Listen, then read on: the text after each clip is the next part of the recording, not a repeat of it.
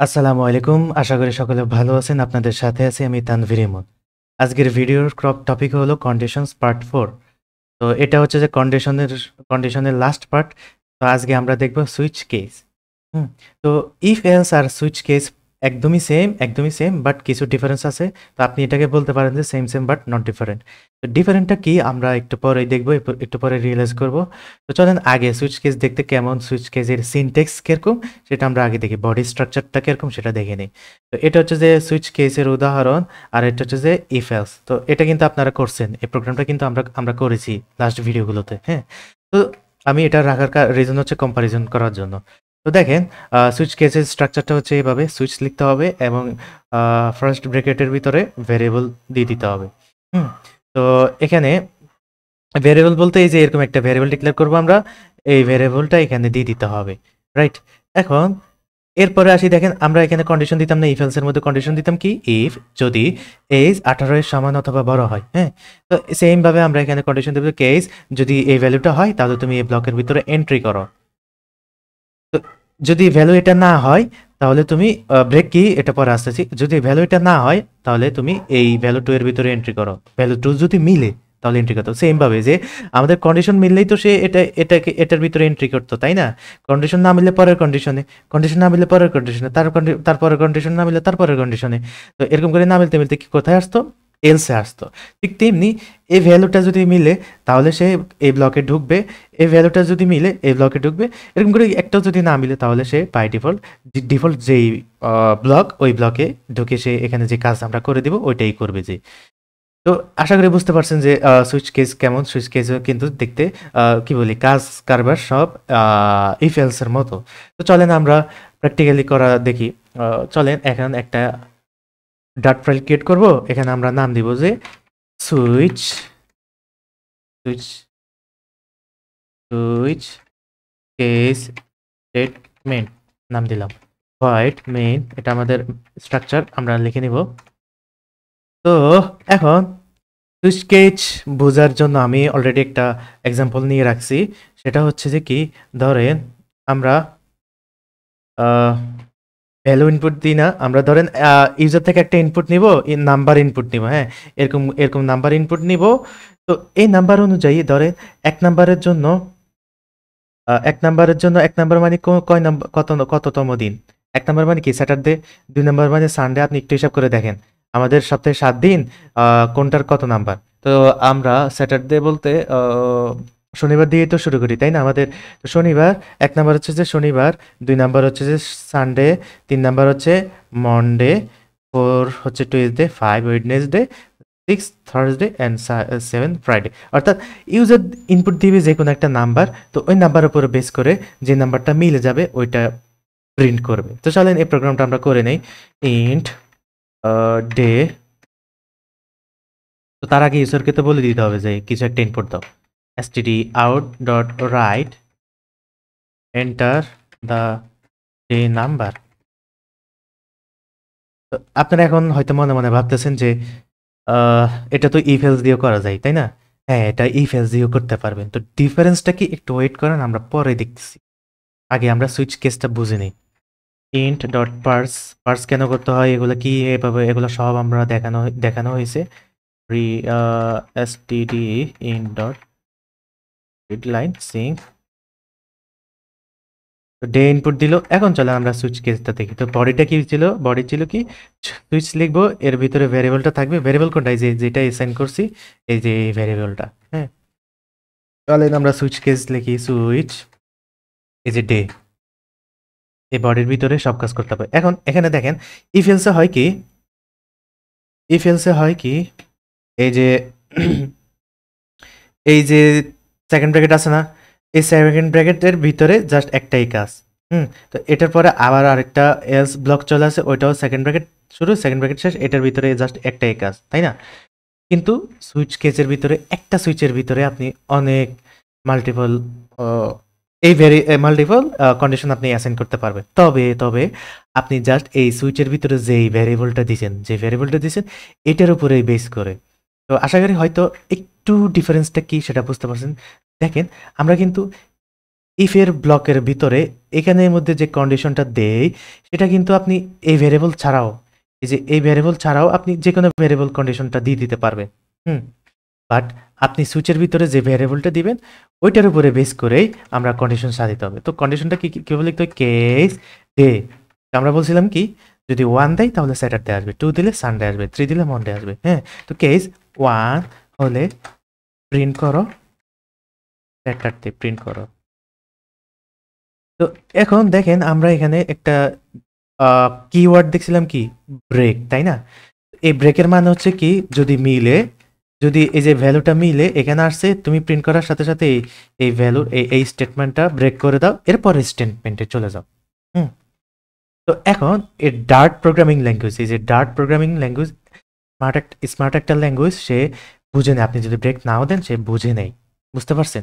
তো এভাবে আপনি ব্রেক দিলেও পারেন, না দিলেও পারেন। তবে অন্যান্য ল্যাঙ্গুয়েজের ক্ষেত্রে ব্রেকটা দেওয়া কিন্তু ম্যান্ডেটরি। যেমন জাভাতে কিন্তু আপনি ব্রেক দিতে হবে, জাভা প্রোগ্রামিং ল্যাঙ্গুয়েজ যেটাতে, ওটাতে ব্রেক দিতে হবে। তো যারা জাভা জানেন বা জাভা প্রোগ্রাম করছেন তারা কিন্তু বুঝতে পারতেছেন। তো চলে এখন দেখেন আমরা এই প্রিন্ট লেখার সাথে কিন্তু এন্টার দিলে কিন্তু এই কার্সরটা পি এর নিচে আসতেছে, অর্থাৎ প্রিন্টের নিচে। বাট আমরা কেস, আরেকটা কেস যখন লিখবো তখন এই কেসের বরাবরই থাকতে হবে কার্সরটা। তো সেক্ষেত্রে আপনাকে একটু শিফট ট্যাব আছে না, শিফটের উপরে দেখেন ট্যাব বাটন আছে। তো শিফট ট্যাব দিলে সেটা ওই যে এই পাশে চলে আসবে, কেসের নিচে চলে আসবে। আরেকটা কেস 2 হইলে কি প্রিন্ট করবে? 2 হইলে প্রিন্ট করবে কত? সানডে প্রিন্ট করবে, প্রিন্ট সানডে। তো আমি পুরোটা লিখে ফেলি, case 3 print Monday, case 4 print Tuesday, case 5 print Wednesday.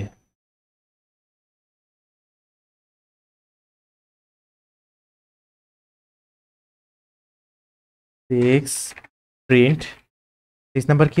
Thursday. এরপরে আমাদের লাস্ট ওয়ান কি, 7 নাম্বার।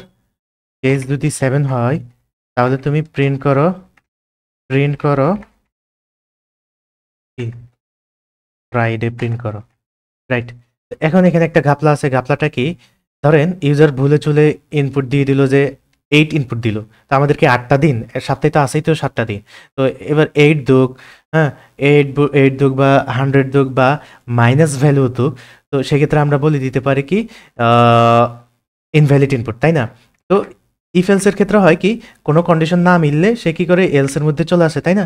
ঠিক তেমনি এখানে কোনো ভ্যালুর সাথে কন্ডিশন যদি না মিলে সে ডিফল্ট যেই ভ্যালুটা থাকে, ডিফল্ট ইউআরটি, আপনাকে একটু কিওয়ার্ডটা দেখেন, আমাদের কিন্তু সাজেশন আসতেছে না। হ্যাঁ, এক্ষেত্রে কিছু ক্ষেত্রে সাজেশন আসে না, তো সেক্ষেত্রে আপনাকে জাস্ট ম্যানুয়ালি লিখে নিতে হবে।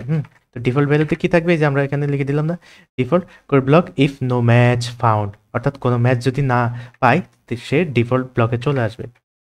ডিফল্ট ব্লকে বলে দিতে পারি যে ইনভ্যালিড ইনপুট, তো চলেন আমরা প্রোগ্রামটা রান করি। রান করলে আমাদেরকে একটা ডে নাম্বার ইনপুট দিতে বলছে, আমি 5 দিলাম, 5 দিলে ওয়েডনেসডে প্রিন্ট করতেছে, দেখছেন?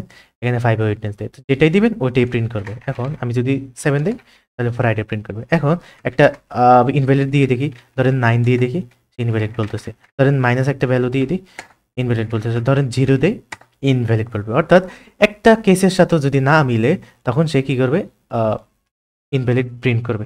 এখন তো বলতে পারেন যে ভাইয়া আমি তো এটা ইফ এলস দিয়েও করতে পারবো, তো সুইচ কেস দিয়ে কেন করছি? হ্যাঁ, আপনি ইফ এলস দিয়ে করতে পারেন। আপনি চাইলে যে if day is equal to 1 হলে তুমি প্রিন্ট করো, কোনটা প্রিন্ট করবে? যে স্যাটারডে প্রিন্ট করবে, স্যাটারডে প্রিন্ট করবে। এরপরে আবার বলতে পারেন যে এলস ইফ যদি ডে ইজ ইকুয়াল টু 2 হয় তাহলে তুমি প্রিন্ট করো সানডে। এভাবে করতে করতে একদম এলসে গিয়ে এই ডিফল্টের মানে এলসের কাজ আর কি। তো এলসে গিয়ে আপনি এটা প্রিন্ট করাই দিবেন। পুরো তো একদম হুবহু কাজ করবে, কোনো ডিফারেন্স নাই। বাট আমরা কখন সুইচ কেস ইউজ করব, আমরা কখন ইফ এলস ইউজ করব, এইটা প্রশ্ন থেকে যায়। তো চলেন আমরা একদম শুরুর দিকের প্রোগ্রামগুলো দেখি। দেখেন এই যে আমরা বিগ ক্যালকুলেটর বানাইছি না, জিপিএ ক্যালকুলেটর বানাইছি না, তো জিপিএ ক্যালকুলেটরটাই ধরেন না। দেখেন আমরা এখানে একটা রেঞ্জ দেওয়া আছে না, যে ৮০ থেকে ১০০, ৭০ থেকে ৭৯, ৬০ থেকে ৬৯, একটা রেঞ্জ দিছে না। আবার দেখেন এখানে আমরা কম্পারিজন করতেছি না যে কোনটা বড় কোনটা ছোট। এক্স্যাক্টলি যখন কম্পারিজন চলে আসবে, যখন এরকম রেঞ্জ দেওয়া থাকবে, হ্যাঁ, যখন কমপ্লেক্স টাইপের কন্ডিশন দেওয়া থাকবে, তখন আমরা ইফ এলস ব্যবহার করব। বুঝতে পারছেন? তো এক্ষেত্রে আমরা কিন্তু এই যে এরকম কন্ডিশন কিন্তু আমরা ইয়েতে দিতে পারবো না, সুইচ কেসে দিতে পারবো না। দেখেন আপনি কি এই যে ডে ইজ ইকুয়াল টু 1 এটা দিতে পারবেন না। এরকম করে কোনো কন্ডিশন আপনি দিতে পারবেন না। 4 এরকম কোনো কন্ডিশন দিতে পারবে না। ডে ইজ ইকুয়াল টু 1 এই যে এরর দিচ্ছে। বুঝতে পারছেন? তো আপনাকে জাস্ট যে আপনি জানেন যে ডে এর মধ্যে কি ইনপুট আসতে পারে। আপনি জানেন যে ১ থেকে ৭ ই তো ইনপুট আসবে। এর বাইরে তো কোনো কিছু ইনপুট আসবে। তো ইনপুট আসার পরে আপনি কি কোনো কম্পারিজন করতেছেন? না। আপনি কি এই যে বড় ছোট এটা করতেছেন? না। আপনি কি এই যে মাল্টিপল কন্ডিশন একসাথে দিচ্ছেন? না। তখন যাই আপনি এই যে সুইচ কেসটা ইউজ করবেন। তো আশা করি বুঝতে পারছেন যে সুইচ কেসের ইউজ কেস কোথায়? হুম? তো নিজে প্র্যাকটিস করেন। এখন ধরেন আপনি একটা ওয়েদার অ্যাপ বানাইতেছেন, ওয়েদার অ্যাপ্লিকেশন। তো আপনি একটা এপিআই ব্যবহার করছেন যেটা থেকে আ তাপমাত্রার উপর বেস করে আপনার কাছে একটা কিওয়ার্ড আসে। ধরেন কোনো সময় আসলো যে সানি, কোনো সময় আসলো যে ক্লাউডি, হ্যাঁ? কোনো সময় আসলো যে রেইনি। আপনি এই কিওয়ার্ডগুলা কিন্তু কনস্ট্যান্ট। এপিআই যারা তৈরি করে তারা কিন্তু এই কিওয়ার্ড কনস্ট্যান্টলি দিয়ে দিবে, হ্যাঁ? আপনি জানেন যে বারবার এগুলার মধ্যেই তো আসবে, তাই না? তো এখন আপনি বলে দিতে পারেন না, ধরেন আমি এটা, আচ্ছা এটা কোড করে আপনাকে দেখাই। আমি ধরেন ওয়েদার এটা এভাবেই দিই, ভয়েড মেইন। এখন ধরেন আপনার কাছে একটা এপিআই আছে, আপনি একটা এপিআই নিয়ে কাজ করতেছেন, weather equal to Sunny. Sunny মানে হচ্ছে কি রৌদ্রোজ্জ্বল ভাব আর কি, অর্থাৎ রোদ হইলে ওটাকে সানি বলে, ইংলিশে সানি বলে। এখন সুইচ কেস দিয়ে আমরা বলে দিতে পারি না ওয়েদার, ব্লকের ভিতর বলে দিলাম যে কেস যদি সানি হয়, তুমি প্রিন্ট করো ওয়াও ইটস সো সানি, বা এটা খুবই রোদ, টুডে ইজ সো হট। আপনি এটা বলে দিতে পারেন টুডে ইজ সো হট, এটা বলে দিতে পারে। অর্থাৎ আপনি তো জানেন যে এরকমই একটা ভ্যালুটা আসবে। তো এই ভ্যালুটা যেটা আসবে ওটার উপর বেস করে আপনি এখানে দিতে পারবেন, ফলাফলটা দিয়ে দিতে পারবেন। তো এখন ধরেন কেস আরেকটা আসলো যে সানি না আসলে ক্লাউডি আসলো, হ্যাঁ ক্লাউডি মানে কি মেঘাচ্ছন্ন, তাই না? প্রিন্ট ক্লাউডি যদি আসে তাহলে প্রিন্ট করলো যে it is cloudy, it is cloudy. আমি ইংলিশ কম পারি, আপনি যদি ভুল থাকে সরি। তো এখন দেখেন আবার ধরেন ক্লাউডি না এসে রেইনি যদি বলে, case rainy, it is rainy day, তো ডিফল্টে আমি বলে দিতে পারি ডিফল্টে আমি বলে দিতে পারি প্রিন্ট ইনভ্যালিড ডে। এখন দেখেন আমরা এটা যদি রান করি, sunny today is so hot, সানির জায়গায় যদি আমি ক্লাউডি দেই, এখন ইট ইজ ক্লাউডি। তো এটা কিন্তু আপনি চাইলে ইউজার থেকে ইনপুট নিতে পারেন, হ্যাঁ ইউজার থেকে ইনপুট নিতে পারেন, অথবা এটা তো ইউজার থেকে ইনপুট আসবে না, কারণ আপনার থেকে তো এপিআই আছে, হ্যাঁ। তো এপিআই নিয়ে কাজ কিন্তু আমরা অ্যাপ্লিকেশন লেভেলে দেখব। তো এপিআই নিয়ে যখন কাজ করবেন, তো এপিআই থেকে কোন ডাটাটা আসবে এক্স্যাক্টলি কিন্তু আপনি জানবেন, আপনি তখন এটা কনফার্ম থাকবেন যে এটাই আসবে। এখন এখানে রেইনি দিলে কি হবে, রেইনি দিলে বলবো যে ইট ইজ রেইনি। তো বুঝতে পারছেন? এখন এখানে তো আর ইফ এলস এর দরকার নাই ভাই। ইফ এলস তখনই ব্যবহার করবেন যখন আপনার কমপ্লেক্স টাইপের কোনো কন্ডিশন আপনি ব্যবহার করবেন, বা কমপ্লেক্স টাইপের কন্ডিশন ডিসিশন মেকিং করবেন, তখন গিয়ে আপনি ইফ এলস ব্যবহার করবেন। আশা করি বুঝতে পারছেন যে সুইচ কেসের ইউজ কেস কোথায় এবং ইফ এলস এর ইউজ কেস কোথায়। তো নিজেরা নিজেরা প্র্যাকটিস করেন। তো এটা হচ্ছে যে কন্ডিশনের লাস্ট পার্ট। আমরা অনেক দূরে আগায় গেছি, আমরা কিন্তু আর এখন বিগিনার লেভেল নাই। তো প্র্যাকটিস করেন, বেশি বেশি প্র্যাকটিস করেন, প্র্যাকটিস করতে থাকেন। এরপরে সম্ভবত একটা প্রজেক্টের ভিডিও দিব, অথবা আরও টপিক আসবে, দেখি কি কি ভিডিও দেওয়া যায়। প্রজেক্টের ভিডিও বলতে আমরা যতগুলো কাজ করছি শুরু থেকে শেষ পর্যন্ত, যত কাজ শিখলাম, যত কোড শিখলাম, তত কোড নিয়ে একটা প্রজেক্ট করার চেষ্টা করব, দেখি। হ্যাঁ, তো যত প্রজেক্ট করবো তত আমাদের আইডিয়া হবে যে আমরা আসলেই শিখতে পারছি কি না। হুম।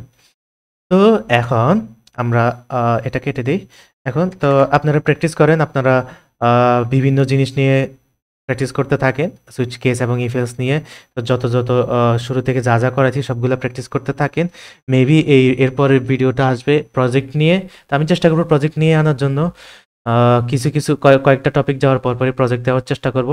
তো সেই পর্যন্ত সাথে থাকুন, সুস্থ থাকুন, প্র্যাকটিস করতে থাকুন। আল্লাহ হাফেজ, আসসালামু আলাইকুম।